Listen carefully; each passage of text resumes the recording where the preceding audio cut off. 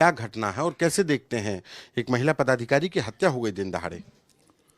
देखिए, खलीलाबाद बेल्ट में ही नहीं, पूरे उत्तर प्रदेश में जो समाजवादी पार्टी की सरकार को गुंडों की सरकार कही जाती थी, उसी की कड़ी खलीलाबाद के इलाके में समाजवादी पार्टी की सरकार में पैदा हुए कुछ ऐसे गुंडे हैं जिनको संरक्षण उस समय सरकार समाजवादी पार्टी सरकार का था।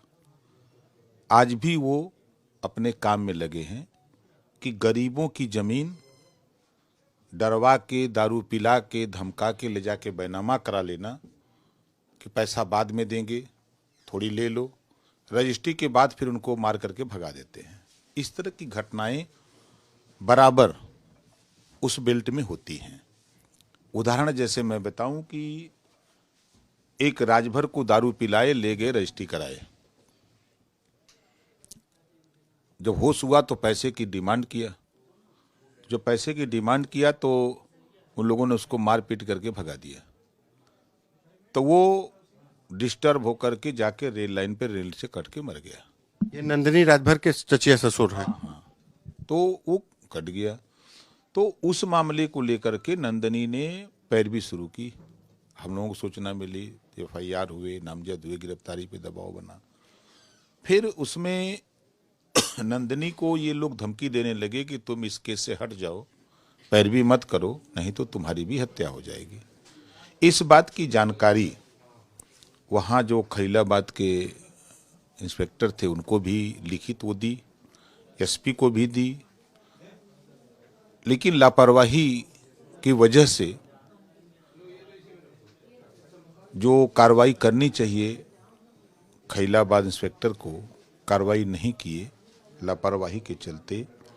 और वो गैंग, हम बार बार कह रहे हैं कि वो समाजवादी पार्टी के सरकार में पैदा हुए इस तरह के लोग जो जब गरीबों की जमीन कब्जा कर लेना, गुंडागर्दी करना, उनको मार पीट के भगा देना, तो इस तरह की हरकतें आए दिन आती हैं।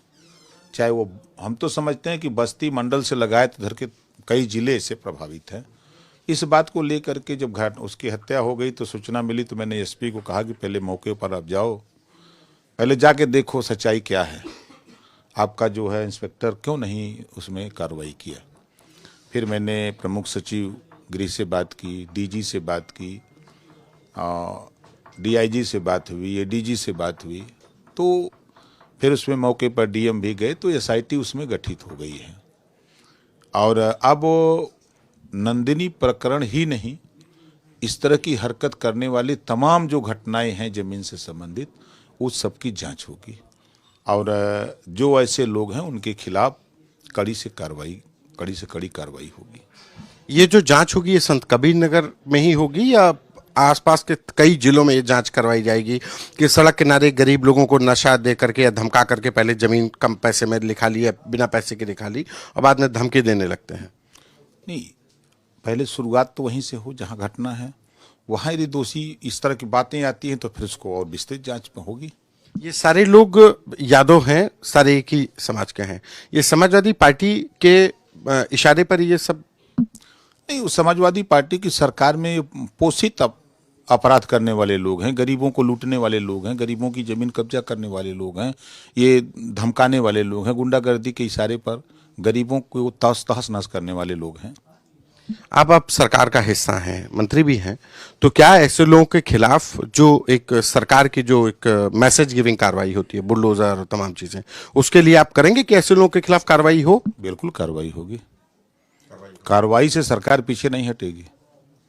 कोई भी निर्दोष न फंसे और दोषी एक भी न बचे और उसको सजा, कड़ी कार्रवाई मिले, उसके खिलाफ सख्त से सख्त कार्रवाई हो, इसके लिए सरकार प्रतिबद्ध है, कटिबद्ध है। धन्यवाद।